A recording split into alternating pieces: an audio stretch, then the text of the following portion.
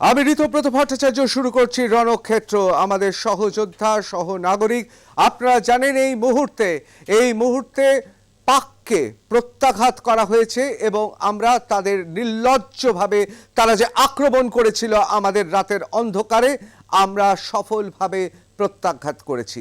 এই মুহূর্তে অবশ্যই আমাদের চোখ থাকবে সেদিকে। আমরা সবাই জানি যে এই যে লাইন বরাবর, এখানেই কিন্তু আসল লড়াইটা ধরে নেওয়া হয়েছিল এবং তার পাশাপাশি অর্থাৎ পাক সীমান্ত এবং ভারত সীমান্ত, এই দুই সীমান্তের মধ্যে লড়াইটা ঠিক কোন পর্যায়ে হয়েছে, কি কি অস্ত্র ব্যবহার করা হয়েছে, কিভাবে ভারতীয় সেনা আমরা যোগ্য জবাব দিয়েছি, প্রত্যাঘাত করেছি, এটা আজকে আপনাদের সামনে আমি বিশ্লেষণ করে দেখাবো। তার আগে একটা কথা আপনাদের বলে রাখি যে ভারতের লড়াইটা ছিল সন্ত্রাসবাদের বিরুদ্ধে, ভারতের লড়াইটা ছিল সন্ত্রাসীদের বিরুদ্ধে, ভারতের লড়াই ছিল ইসলামী জঙ্গি সংগঠনের বিরুদ্ধে। কিন্তু পাকিস্তান আর্মি, আমি বারবার আগেও বলে এসেছি, আজও বলছি, আসলে তারা উর্দিধারী ইসলামিক জঙ্গি সন্ত্রাসবাদী সংগঠন। পৃথিবীতে আর কোনো এরকম সেনা আছে নাকি সন্দেহ। অর্থাৎ জঙ্গিরা যদি উর্দি পড়ে থাকে তাহলে পাকিস্তানের সেনাবাহিনী হচ্ছে তাদের একমাত্র প্রকৃষ্ট উদাহরণ। অর্থাৎ তারা কতটা কাপুরুষ হতে পারে, কতটা নির্লজ্জ হতে পারে। এ প্রসঙ্গে আপনাদের জানিয়ে রাখি, খোদ পাকিস্তানের প্রতিরক্ষা মন্ত্রী তিনি কি বলছেন? তিনি বলছেন মাদ্রাসাগুলো নাকি তাদের সেকেন্ড লাইন অফ অ্যাকশনে রয়েছে। অর্থাৎ তারা বলতে চাইছেন যে এই মাদ্রাসাতে পাকিস্তানে আজমল কাসাবের মতো হত দরিদ্র পরিবার থেকে যারা উঠে আসে, তাদের ছোট বয়স থেকে মস্তিষ্ক প্রস্খালন করা হয়, অর্থাৎ তাদের মাথা বারবার করে বোঝানো হয় এবং সেই বুঝিয়ে তাদের জেহাদি তৈরি করা হয় এবং এইভাবে বছরের পর বছর, দশকের পর দশক কার্যত পাকিস্তানের সন্ত্রাসবাদের চাষ হচ্ছে। এবং আজকে খোদ প্রতিরক্ষা মন্ত্রী বলছেন মাদ্রাসাগুলো নাকি তাদের সেকেন্ড লাইন অফ অ্যাকশনে, যারা সবচেয়ে গুরুত্বপূর্ণ তারা হচ্ছে মাদ্রাসার ছাত্ররা। তার ভাষায় নওজওয়ান। আসলে এই নওজওয়ান বলতে গিয়ে যাদের বোঝানো হয়েছে, আসলে তারা হচ্ছে জঙ্গি, নির্মম, নিষ্ঠুর ইসলামিক সন্ত্রাসবাদী সংগঠনের সদস্য। এবং আমরা দেখেছি যে যখনই কোনো সন্ত্রাসবাদী, ইসলামিক সন্ত্রাসবাদী তার কিছু হয়, সেখানে সেনাবাহিনীর কর্তারা ছুটে যায়, গোটা পৃথিবী দেখেছে। যাই হোক, ফিরে আসি বিশ্লেষণে। আমরা পরিষ্কার দেখতে পাচ্ছেন যে এই যে পাকিস্তান এবং ভারত এবং বিভিন্ন জায়গায়, বিশেষ করে এই জায়গাটা ঘিরেই লড়াইটা, এবং সেখানে বিশেষ করে জম্মুতে একাধিক এমন জায়গাকে টার্গেট করা হয়েছে যেখানে সামরিক এবং অসামরিক আমাদের অ্যাসেট রয়েছে। অর্থাৎ আমাদের সেইখানে দাঁড়িয়ে পাকিস্তান আর্মি যেভাবে নির্লজ্জের মতো আক্রমণ করেছে, ভারত কিন্তু আক্রমণ করেনি।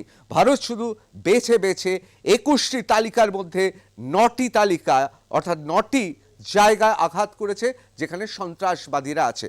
আপনাদের একটু আরো পরিষ্কারভাবে দেখাবো। আপনারা দেখতে পাচ্ছেন ইসলামাবাদ, সিয়ালকোট, লাহোর এবং এই গোটা এলাকা। এই এলাকাতে যাব, এই এলাকায় বিশ্লেষণ করব এবং কেন এত স্পর্শকাতর হয়ে উঠেছে পাকিস্তান সন্ত্রাসবাদী ইসলামিক জঙ্গি সংগঠনগুলোর, যেহেতু মুখোশ খুলে দিচ্ছি আমরা, তাই সেটা কিন্তু একবার আপনাদের শোনাবো। কে বলেছেন?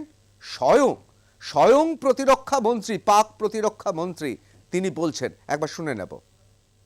कल का जो ड्रोन हमला हुआ, वो ड्रोन हमला बेसिकली हमारी जो लोकेशंस हैं उसको डिटेक्ट करने के लिए जो है किया गया। एक टेक्निकल चीज़ है जिसको मैं उस तरह एक्सप्लेन नहीं कर सकता, और इसलिए उनको इंटरसेप्ट ना किया गया ताकि हमारी लोकेशंस जो हैं वो लीक ना हो या वो लोकेट ना हो। শুনলেন, আপনারা নিজের কানে শুনলেন যে পাক ডিফেন্স মিনিস্টার, প্রতিরক্ষা মন্ত্রী, তিনি কি বলছেন। তিনি আরো অনেক কথা বলেছেন, জানি ইতিমধ্যে আন্তর্জাতিক সংবাদ মাধ্যমে কার্যত হাস্যকর জায়গায় পৌঁছে গেছেন তিনি। এবার খোদ পার্লামেন্টে দাঁড়িয়ে তিনি বলছেন, আসলে তিনি স্লিপ অফ টাং হোক বা বলার জন্য হোক বা বিরোধীদের আটকানোর জন্য হোক, সত্যিটা বলে ফেলেছেন। এই সত্যিটা হচ্ছে পাকিস্তানের আসল শক্তি, পাকিস্তানের আসল সম্পদ ইসলামিক জঙ্গি সংগঠনগুলো, যাদের দিয়ে সন্ত্রাসবাদী কাজকর্ম চালানো হয়, আগেও স্বীকার করা হয়েছে। আমি এবার চলে যাচ্ছি সরাসরিতে। আমাদের অনেকেরই প্রশ্ন, ঠিক কি কি ঘটনাটা ঘটেছে? এত তথ্য আসছে চারিদিক থেকে, অনেক ক্ষেত্রে মনে হচ্ছে ফেক নিউজ, অনেক ক্ষেত্রে মনে হচ্ছে ভেরিফাইড অ্যাকাউন্ট থেকে আসছে না। আবার পাকিস্তানের ভেরিফাইড অ্যাকাউন্ট থেকেও কোনো কিছু যদি দেখানো হয়, কিছুক্ষণ বাদে তারা জানাচ্ছে না, তাদের নাকি সাইবার অ্যাটাক হয়েছে, তাদের নাকি হ্যাকড হয়ে গেছে তাদের অ্যাকাউন্ট, সুতরাং সেই অ্যাকাউন্টে যা দেখা যাচ্ছে সেটা সত্যি নয়। সুতরাং বুঝতে পেরেছেন, এবং তাল গোল পাকিয়ে গেছে। পাকাবে না কেন? তার কারণ গতকাল রাত্রেবেলায় তারা যে নির্লজ্জ আক্রমণ করেছিল পুঞ্জে, তারা যে নির্লজ্জ আক্রমণ করেছিল আমাদের দিকে রাতের অন্ধকারে, সেইখানে আমরা যে প্রত্যাঘাত দিয়েছি তাতেও এখনো সবক শেখেনি পাকিস্তান। একটু স্পষ্টভাবে দেখাই। আমি প্রথমেই চলে যাচ্ছি, যে দেখতে পাচ্ছেন যে জায়গাগুলো রয়েছে, বিশেষ করে কুপওয়ারা, বারমুল্লা, রাজৌরি এবং তার পাশাপাশি শ্রীনগর, অভন্তপুরা, জম্মু, পাঠানকোট, অমৃতসর, এই গোটা এলাকাটা, আমি যে কথা বারবার করে বলছি, এই জায়গাটাকে ঘিরেই কিন্তু চলছে। মানে যা হচ্ছে যুদ্ধক্ষেত্রে, যা চলছে, এটাই হচ্ছে আসল রণক্ষেত্র এখন। এবং এই রণক্ষেত্রে কিভাবে তারা এগোচ্ছে, কিভাবে আমরা প্রত্যাঘাত করছি এবং আমরা কিভাবে জবাব দিচ্ছি, সেটা আপনাদের স্পষ্টভাবে দেখাই। Indian cities targeted by Pakistani missiles and drone. আপনাদের প্রথমেই দেখাই আখনুর খুব গুরুত্বপূর্ণ। কেন আখনুর খুব গুরুত্বপূর্ণ? আপনারা যারা এ বিষয়ে জানেন, পড়াশোনা করেছেন এবং যারা এখনো প্রবীণরা আছেন, তারা জানেন এই আখনুর নামটা অত্যন্ত পরিচিত। এই আখনুরে কিন্তু আগেও একাধিকবার পাকিস্তান নির্লজ্জের মতো, কাপুরুষের মতো এই আখনুর দিয়ে তারা কিন্তু ঢোকার চেষ্টা করেছে, আজকে নয়, এটা দশকের পর দশক ধরে তারা করে এসেছে।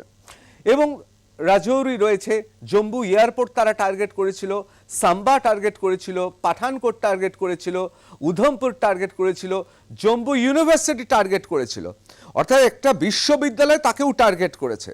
আমরা শুধু টার্গেট করেছিলাম 9টি, 21টি তালিকার মধ্যে 9টি সন্ত্রাসবাদী যে সমস্ত ক্যাম্পগুলো রয়েছে সেই ক্ষেত্রে, আর তারা টার্গেট করছে ইউনিভার্সিটি, এয়ারপোর্ট। এবং বুঝতেই পাচ্ছেন আসলে তারা কাপুরুষের মতো এই আক্রমণ হানাতে চেয়েছিল Gurdaspur, Jalandhar. Indian cities targeted by Pakistani missiles and drone. Pakistani missiles এবং ড্রোন এখানে ছোড়া হয়েছিল। এবং এছাড়াও রয়েছে জয়সালমীর, এছাড়াও রয়েছে পোখরান, এছাড়াও রয়েছে পাহলদি।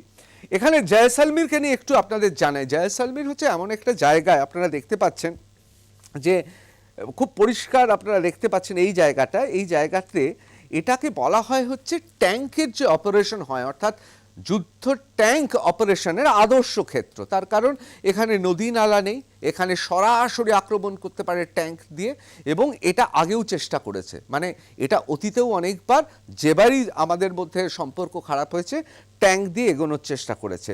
কিন্তু এইবার টার্গেট করা হয়েছিল মিসাইল এবং ড্রোন নিয়ে। সুতরাং জয়সালমীর আগেও কিন্তু আক্রান্ত করার চেষ্টা হয়েছে ইতিহাসে, যদি আমরা পাতা উল্টাই তাহলে দেখতে পাবো।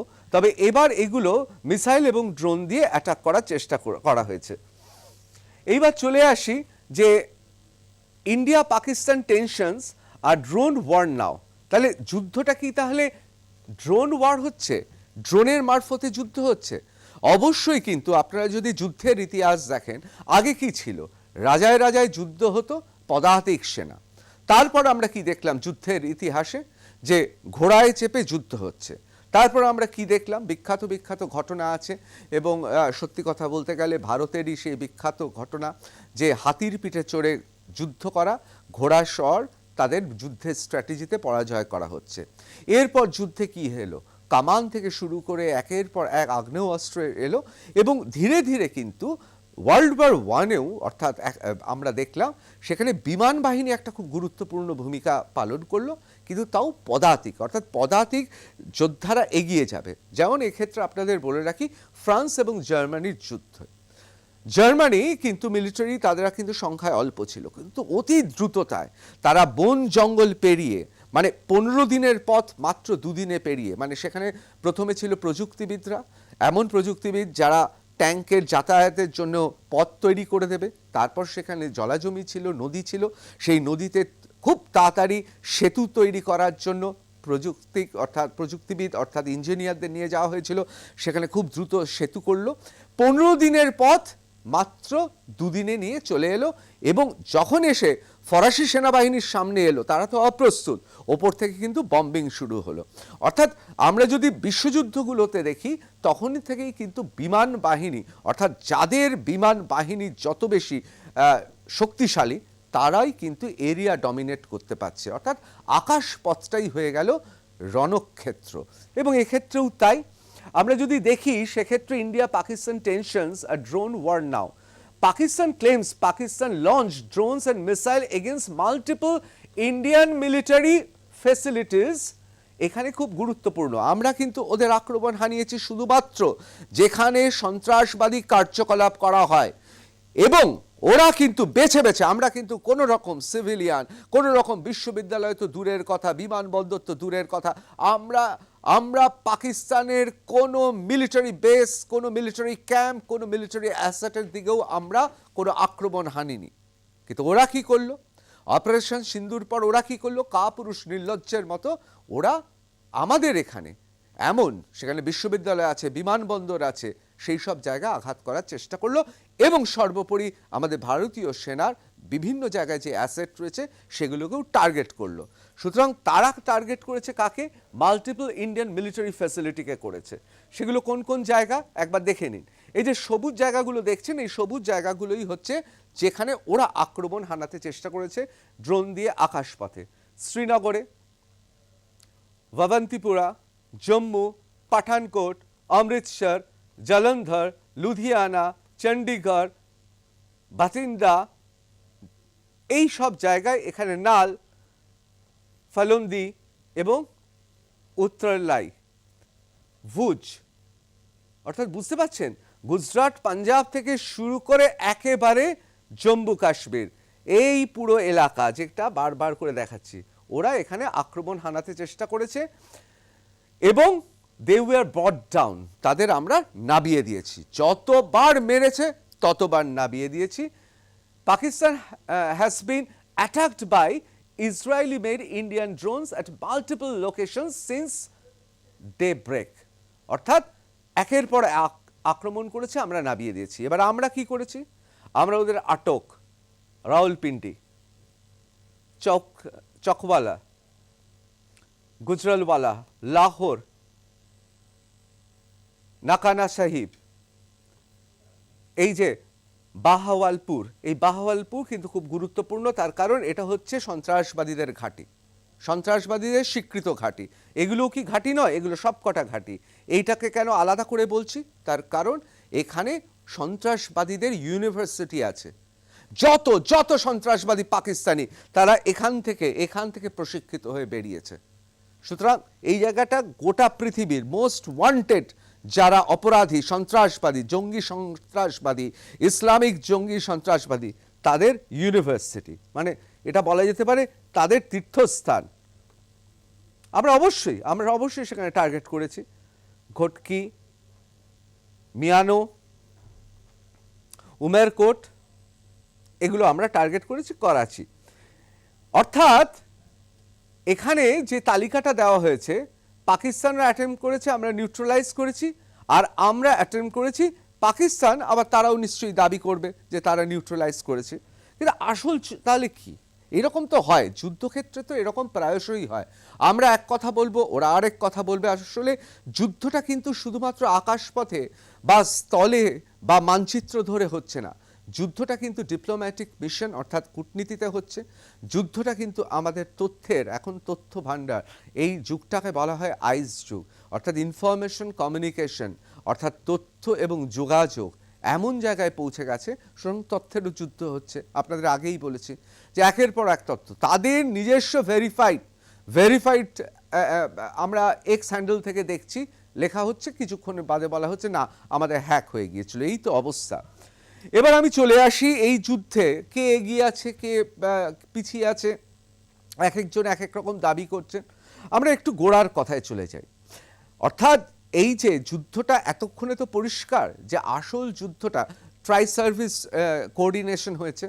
একদিকে আমাদের নেভি আছে, নৌসেনা আছে, অন্যদিকে বায়ুসেনা আছে, অর্থাৎ আমাদের এয়ারফোর্স আছে, এবং আমাদের আর্টিলারি আছে, অর্থাৎ পদাতিক বাহিনীও রয়েছে। এবং এটা হচ্ছে এই প্রথম একটা, আমরা আমাদের জন্মের পর, আমরা তো 71 সালের যুদ্ধ দেখিনি, আমাদের জন্মের পর আমরা একটা যুদ্ধ দেখছি যে যুদ্ধটা কার্যত, যে লড়াইটা হচ্ছে ট্রাই সার্ভিস কোঅর্ডিনেশনের উপর দাঁড়িয়ে আছে, অর্থাৎ তিনটে সার্ভিস কোঅর্ডিনেট করছে একসঙ্গে। সেইখানে দাঁড়িয়ে বায়ুসেনার তো একটা বিরাট ভূমিকা আছে, কারণ আমরা যেভাবে আকাশপথে ওদের একের পর এক, সেটা J-17 হোক, F-16 হোক, যুদ্ধ বিমান হোক, ড্রোন হোক, মিসাইল হোক, আমরা যেভাবে নিউট্রালাইজ করেছি, একদম আকাশেই ধ্বংস করে দিয়েছি, সেক্ষেত্রে আমাদের বায়ুসেনা এবং পাকেদের এয়ারফোর্স নিয়ে কি বলছে, একজন নিরপেক্ষ মানুষ কি বলছেন সেটা শোনাবো। অত্যন্ত গুরুত্বপূর্ণ তিনি, তার কারণ এই মুহূর্তে সমরশাস্ত্রে আপনাদের আগেও বলেছি, আবার বলছি যে এয়ারফোর্স খুব গুরুত্বপূর্ণ যে কোনো ডিফেন্সে। ভারত এই মুহূর্তে 4র্থ স্থানে। আপনি দেখুন, মার্কিন যুক্তরাষ্ট্র থেকে শুরু করে, রুশ থেকে শুরু করে, চীন এবং তারপরেই ভারতের স্থান। প্রত্যেকটা আর্মি, তাদের এয়ারফোর্স হচ্ছে এই মুহূর্তে সবচেয়ে গুরুত্বপূর্ণ। এবং সেই একজন এয়ারফোর্সের অত্যন্ত গুরুত্বপূর্ণ ব্যক্তি, সেই ব্যক্তির কথা আপনাদের বলবো। My money is on the Indians, my money is on the Indians. কে বলছেন? Former US Air Force pilot amid rising India-Pak tensions. এই যে ভদ্রলোককে দেখতে পাচ্ছেন, ইনি হচ্ছেন স্টার্ক, অত্যন্ত গুরুত্বপূর্ণ একজন ফাইটার। তিনি মার্কিন যুক্তরাষ্ট্রের অত্যন্ত গুরুত্বপূর্ণ শ্রদ্ধেয় একজন ফাইটার, অর্থাৎ তিনি বিভিন্ন সময় বিভিন্ন ফাইটার এয়ারক্রাফট চালিয়েছেন। তিনি যৌথভাবে মহড়ায় ছিলেন, তিনি ভারতের সঙ্গেও ছিলেন, পাকিস্তানের সঙ্গেও যৌথ মহড়ায় ছিলেন। মিস্টার স্টার্ক, এই মিস্টার স্টার্ক এখন একটা ব্র্যান্ড নেম। তার কারণ হচ্ছে তিনি ইউএসএতে শুধু নয়, আন্তর্জাতিক মহলেও যুদ্ধ বিমানের বিশারদ, অর্থাৎ একদিকে যেমন টেকনোক্র্যাটরা রয়েছে যারা যুদ্ধ বিমানটা চালান হাতে কলমে, তাদের তিনি হচ্ছেন বিশারদ, অর্থাৎ তিনি ফাইটার পাইলট, এই মুহূর্তে পৃথিবীর অন্যতম শ্রেষ্ঠ ফাইটার পাইলট। তিনি কি বলছেন? Mister Starks post comes amid escalating tensions between India and Pakistan after the later launched fresh missile and drone attacks on Indian territory. Mrs Stark বলছেন, মাই মানিজ অন দি ইন্ডিয়ান্স, আমি ভারতীয় যুদ্ধ বিমানের পাইলটদের পক্ষেই আমি বাজি ধরব। তার কারণ তাদের দক্ষতা, তাদের প্রিসাইজ, অর্থাৎ একেবারে বেছে ফোকাসড, মেজার্ড, অর্থাৎ যত ধরনের এই ধরনের অ্যাকশনে যা দরকার হয়, দক্ষতা দরকার হয়, প্রত্যুৎপন্নতা দরকার হয়, আর কি দরকার হয়, অত্যন্ত ঠান্ডা মাথায় লক্ষ্য তো ঠিক করা এবং সেই লক্ষ্য ভেদ করার জন্য যে দক্ষতা দরকার হয়, স্কিল দরকার হয়, সব কিছুতেই সবকটা প্যারামিটারেই তিনি ভারতীয় বায়ুসেনার বীর যোদ্ধাদের আগে রেখেছেন। এটা আমাদের কথা নয়, এটা বলছেন কে? Mister Starc. এইবার চলে আসি আরও একটি গুরুত্বপূর্ণ ঘটনায়। দেখুন কি হাতিয়ার ব্যবহার করা হয়েছে, কি ধরনের ড্রোন ব্যবহার করা হয়েছে, কি ধরনের মিসাইল ব্যবহার করা হয়েছে, আমরা কি করে নিউট্রালাইজ করেছি।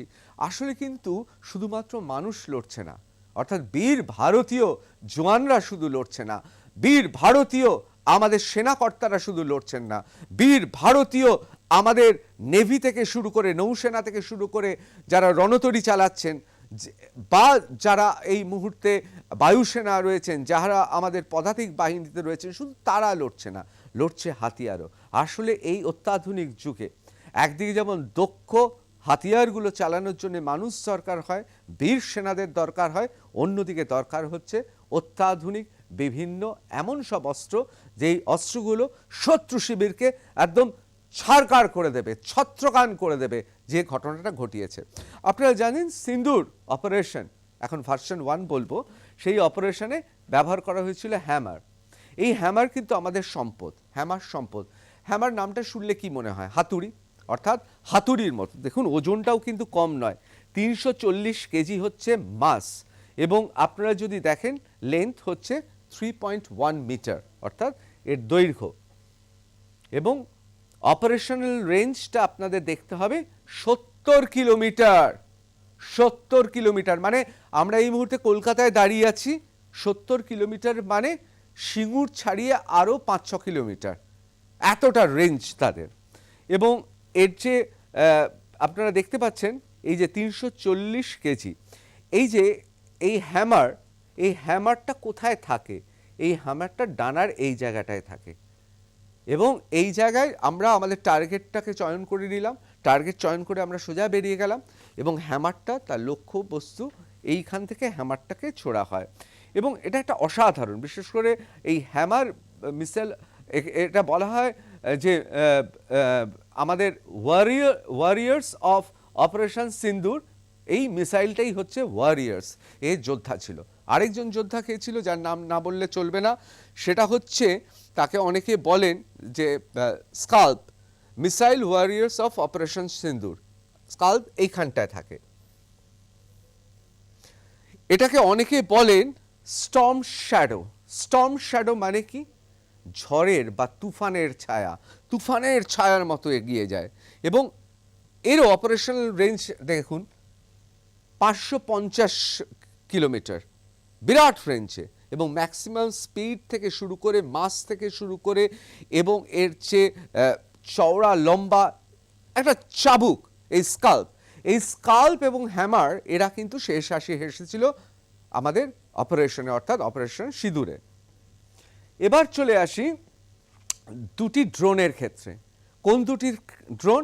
একটা হচ্ছে কামিকাজে ড্রোন, অত্যন্ত গুরুত্বপূর্ণ, এবং এর উইক স্প্যান হচ্ছে 8.2 ফিট, বুঝতেই পাচ্ছেন। এবং এর যদি ওয়েট দেখেন সেটা হচ্ছে 30 থেকে 50 কেজি। আপনাদের যেটা বলছিলাম, উইং স্প্যানটা 8.2 ফিট, এবং এর ম্যাক্সিমাম রেঞ্জ হচ্ছে 1550 মাইল। আমি আপনাদের একটা কথা আগেও বলেছি, অন্যান্য এপিসোডে কথাও বলি, আপনাদের আরও একবার মনে করিয়ে দিই, পাকিস্তানের ম্যাপটা খালি মনে করুন। পাকিস্তান কিন্তু লম্বায় বড়, চওড়ায় নয়, এবং সেই জায়গাতে ম্যাক্সিমাম রেঞ্জ যেখানে 2500 কিলোমিটার, তাহলে বুঝতে পারছেন তো আমাদের সীমানা থেকে ছুড়লে পাকিস্তানের কি অবস্থা হবে। সুতরাং পাকিস্তানে এই সন্ত্রাসবাদীরা জমি খুঁজে পাবে না লোকানোর জন্য, তার কারণ আমাদের কাছে এই ধরনের ড্রোন আছে। একে আমরা শহীদ ড্রোন বলি, এবং ম্যাক্সিমাম স্পিড হচ্ছে আপনারা দেখতে পাচ্ছেন 185 kmph, 185। সুতরাং বুঝতে পারছেন এই ড্রোন আমাদের সম্পদ। এবার আমরা চলে আসি ইন্ডিয়ান এয়ারফোর্সে। আমাদের সুদর্শন চক্রর কথা শুনেছি, S-400, দেখতেই পাচ্ছেন এই S-400, এই যে S-400 এমনভাবে আমাদের এয়ার ডিফেন্স সিস্টেম করেছে যে কালকে পাকিস্তান যতবার নির্লজ্জের মতো, অন্ধকারে কাপুরুষের মতো যতবার চেষ্টা করেছে, আমরা ওদের প্রতিহত করেছি। এমন প্রতিহত করেছি যে যুদ্ধ বিমান থেকে, মানে ওদের যুদ্ধ বিমান, সেটা F-16 হতে পারে, অন্য যুদ্ধ বিমান হতে পারে, ওদের মিসাইল হতে পারে, ওদের ড্রোন হতে পারে, আমরা প্রতিহত করেছি। আমাদের এয়ার ডিফেন্স সিস্টেম এরকম। এখন মুশকিলটা হচ্ছে যে এই এয়ার ডিফেন্স সিস্টেম, এবং আমরা যদি এই পুরো লড়াইটা দেখি, আমি একটু পুরনো ম্যাপে চলে যাব, আমরা যদি একটু দেখি, যে আমি আপনাদের একটা কথা বারবার করে বলছি, যে আপনারা দেখুন, এই হচ্ছে পাকিস্তান, এই যে পাকিস্তানের সবচেয়ে চওড়া অংশ কত? এই অংশটা। বাদবাকি দেখুন, যে কোনো অংশতে যান আপনি বুঝতে পারবেন যে আসলে কিন্তু দেশটা লম্বা, চওড়ায় বেশি নয়। সুতরাং এই ধরনের ড্রোন বা মিসাইল আমাদের হাতে রয়েছে। পাকিস্তানের এখানে এমন কোনো জমি নেই যে জমি আমাদের আওতার বাইরে নেই, যে কোনো জমি। এটা হচ্ছে ধরুন ভারতের একটি পয়েন্ট, আমি কোনো মিলিটারি বেস দেখাচ্ছি না, আমি একটা ভারতের একটা পয়েন্ট দেখালাম। আমাদের এখানে এই পয়েন্ট থেকে আমরা যদি ছুটতে শুরু করি, আমাদের আয়ত্তায় নেই এরকম কোনো জায়গায় নেই। দেখুন,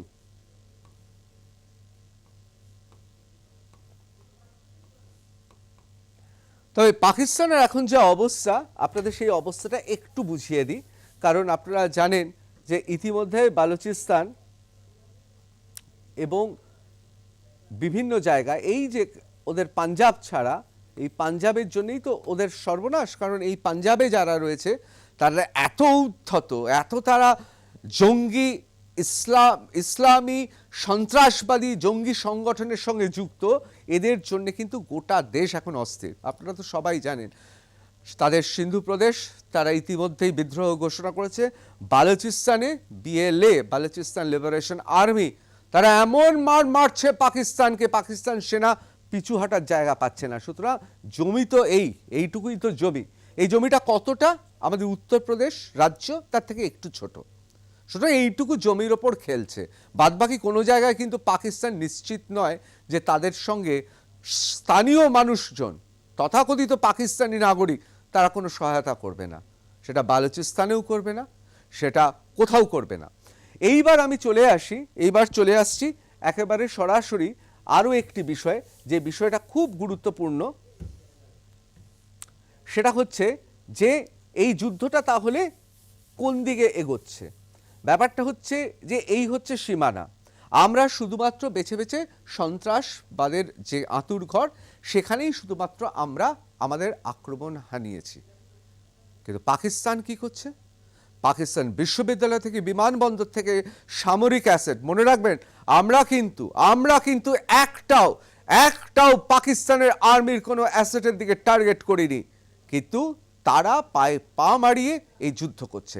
কিন্তু কেন যুদ্ধ করছে? যে দেশটার এই অবস্থা যুদ্ধ কেন করছে? অনেকে বলছেন এর তলায় লুকিয়ে আছে তাদের আভ্যন্তরীণ অসুস্থ গণতন্ত্র, যেখানে তাদের প্রাক্তন প্রধানমন্ত্রী ইমরান খান, যিনি আবার বিশ্ববন্দিত ক্রিকেটারও বটে, তার উপর যৌন নির্যাতন করা হচ্ছে কারাগারে।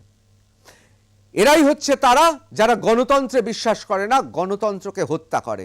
এরাই হচ্ছে তারা হিন্দু মুসলমান টু নেশন থিওরি, 1940 সালের সেই বস্তা পচা থিওরিকে নিয়ে এসেছে। আর আমরা গণতান্ত্রিক, আমরা শান্তিপ্রিয় এবং আমরা বৈচিত্র্যের মধ্যে ঐক্য। সুতরাং আসল লড়াইটা কিন্তু শুধু এই সীমানা বরাবর হচ্ছে না। আসল লড়াইটা হচ্ছে দুটি দর্শনের, আসল লড়াইটা হচ্ছে ভালো মন্দের, আসল লড়াইটা হচ্ছে উন্নতি, উন্নয়ন, শান্তিকামী পৃথিবীর প্রতিনিধি হয়ে ওঠা, আর অসভ্য বর্বর মধ্যযুগের এক অন্ধকার শাসন ব্যবস্থা, তাদের লড়াই হচ্ছে। আপাতত বিদায় নিচ্ছি। জয় হিন্দ।